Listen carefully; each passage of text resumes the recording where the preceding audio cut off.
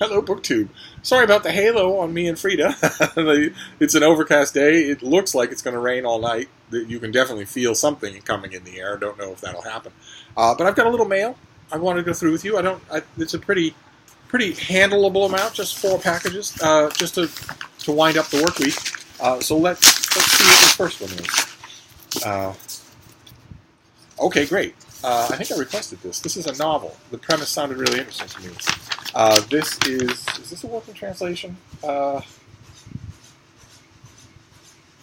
This is the author's debut novel. And it is a working translation. It is translated by Megan McDowell, I assume, from the Italian. And it's called The Crossed Out Notebook, a novel by Nicolas Giacobone. And it sounded interesting to me. Giacobone's debut novel, The Crossed Out Notebook, tells the story of Pablo, a failed Argentine novelist turned screenwriter turned literary hostage. Pablo has been kidnapped by legendary film director Santiago Salvatieri, who demands a peculiar ransom. Pablo must complete the best script the world has ever seen. Sequestered in a dimly lit, windowless basement, Pablo wrestles with the script day after day, a Sisyphean struggle. Each night, after finishing work on the screenplay, Pablo writes about his own experiences in his notebook, and every morning he crosses out the previous night's entry. The crossed-out notebook is Pablo's diary of this time, being brought food by a maid, being threatened with a gun, bickering with the director about what he's written the previous day. By the end, a movie is indeed produced, but not without a gun going off. A reference to the tried and true dramatic axiom that if you introduce a gun, it must at some point go off. So that sounded interesting to me. A debut novel translated. I wonder when the original novel came out. It has the requisite absolutely hideous American cover. But when did the original come out? 2018. So that's not that long. Good. All right. Now let's move on and see what this next one is. Oh, fantastic. Oh, great. Okay. We saw this already. I think we saw the advanced copy. The finished copy comes out in just a few days, in early September. This is Mary Lane's Hitler's Last Hostages. Looted art and the soul of the Third Reich. Those of you who are familiar with the book The Rape of Europa will know this story. In 2012, the German government confiscated roughly 1,300 works by Henri Matisse, Claude Monet, and other masters from the Munich apartment of Cornelius Gurlitt, a reclusive son of one of Hitler's primary art dealers. For 2 years, the government kept the discovery a secret. In this book, the author, Mary Lane, who's reporting on this hidden treasure trove of art, made the front page news in the Wall Street Journal. So she was the person who reported on this. Presents the definitive story of these works of art, their theft, and their long, agonizing restitution, the last hostages of Hitler. The story of art is integral to the story of the rise of Nazi Germany. Nazism ascended via cultural tyranny that devolved into brute force. Adolf Hitler, an artist himself, bit of a stretch, was obsessed with art, in particular the aesthetic of a purified regime, scoured of degenerate influences that characterized Germany during the 1920s and 1930s. So, this is the story of those paintings, their provenance, their theft, their storage, their long afterlife, and their discovery, by the person who did all of the reporting. Sounds fascinating. Let's see, let's go on here. Let's see what this next one is. Sorry for there's a great deal of background noise, I know. You have to deal with it, that's all. Oh, right, okay, I requested this as well. Do I not have a pub sheet? This has been a long time in the coming. No, I don't have a pub sheet. But this is by Peter McGough, who is part of a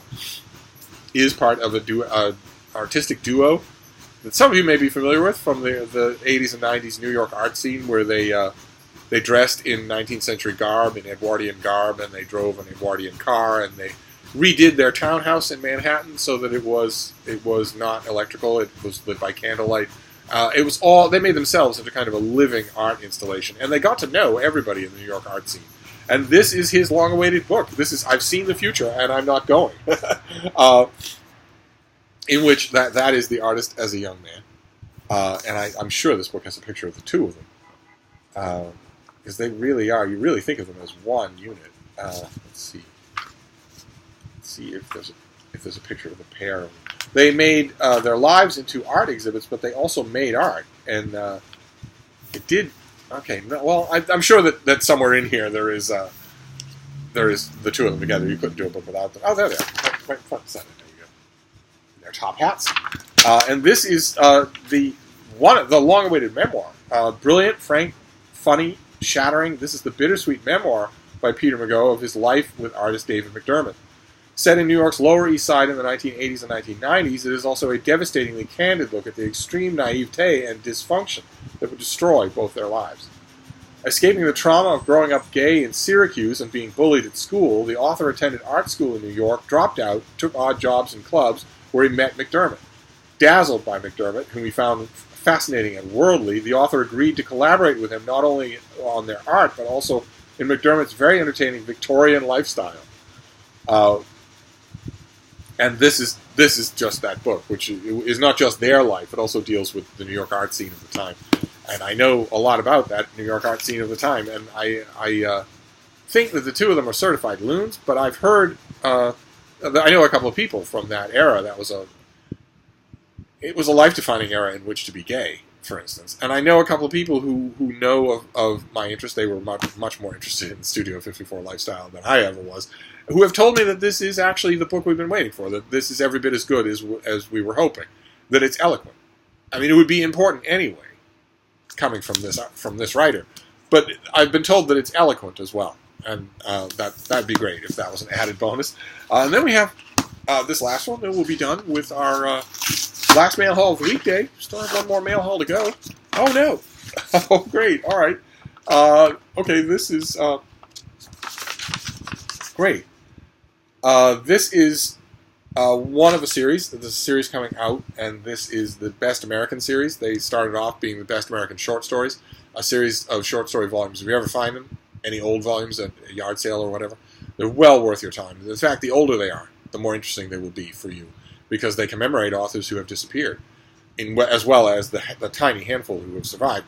But Houghton Mifflin had the inspired idea to make that into a much broader series, to include lots of nonfiction, short fiction, poetry, essays, sports writing, and I read them all. I think they're fantastic. They do the work that none of us can do. They do the work of scouring not only the major periodicals, but also the minor ones for top-notch work. And I have found that the process by which they do it, people nominate, they have a reading team, that process tends to weed out the stuff that's overpraised and not good enough to be in the book, and actually land you up with an anthology that's well worth your time. And this is one of the 2019 crop. There'll be a lot of them. This is science and nature writing. There's always a guest editor who's a bit of a name, and then a series editor does the work behind the scenes. The series editor here is Jamie Green, and the guest editor is Cy Montgomery, the author of Soul of an Octopus and a number of other books. She's terrific, absolutely terrific.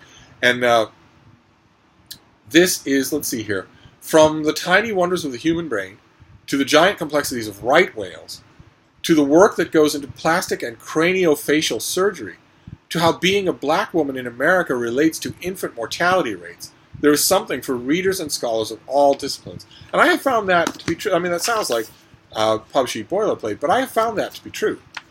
There really is something for everybody in these volumes, and almost every one of them. I read even the ones, the sports writing volumes, where I don't have any skin in the game, don't know anything about the subject. I still end up enjoying them. So, I mean, they're probably not cheap anymore.